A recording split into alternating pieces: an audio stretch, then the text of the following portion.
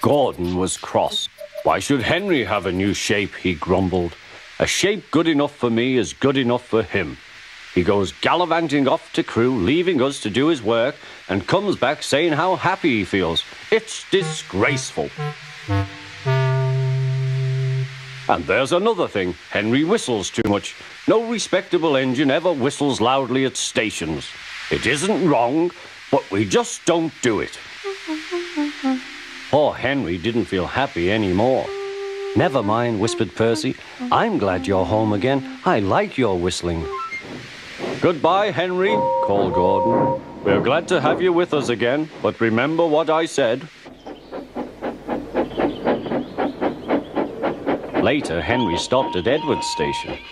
Hello, Henry, said Edward. You look splendid. I was pleased to hear your happy whistle yesterday. Thank you, Edward, smiled Henry. Shh, shh. Can you hear something? It sounds like Gordon, said Edward, and it ought to be Gordon. But Gordon never whistles like that. It was Gordon. He came rushing down the hill at a tremendous rate. He didn't look at Henry, and he didn't look at Edward. He screamed straight through the station and disappeared. Well, said Edward. It isn't wrong, chuckled Henry, but we just don't do it. And he told Edward what Gordon had said.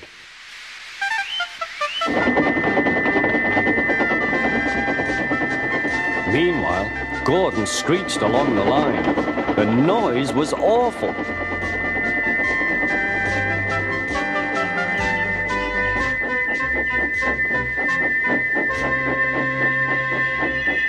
At the station, everyone held their ears. The Fat Controller held his ears too.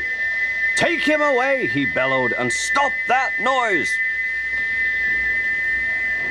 Gordon puffed sadly away, but he wouldn't stop whistling until two fitters climbed up and knocked his whistle valve in place. That night, Gordon slunk into the shed. He was glad it was empty.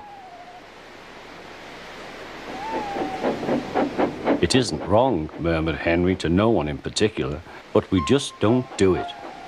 No one mentioned whistles.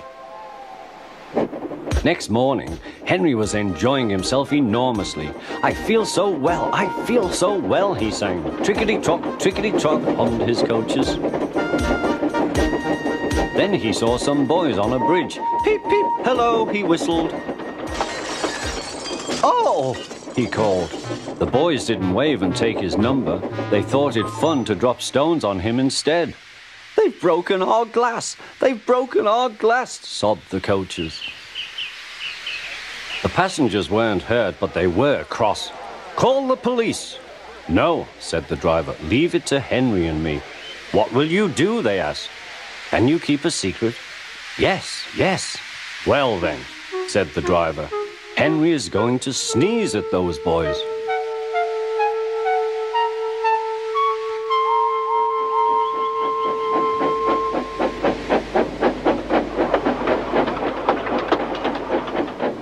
Lots of people were waiting at the station just before the bridge.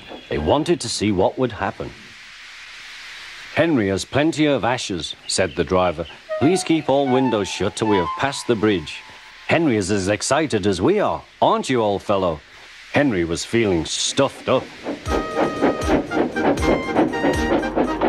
Soon they could see the boys, and they all had stones.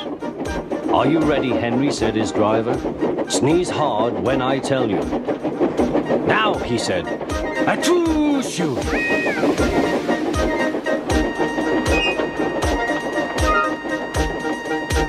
Well done, Henry, laughed his driver.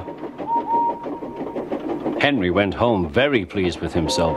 He had taught Gordon and silly boys a lesson with a whistle and a sneeze.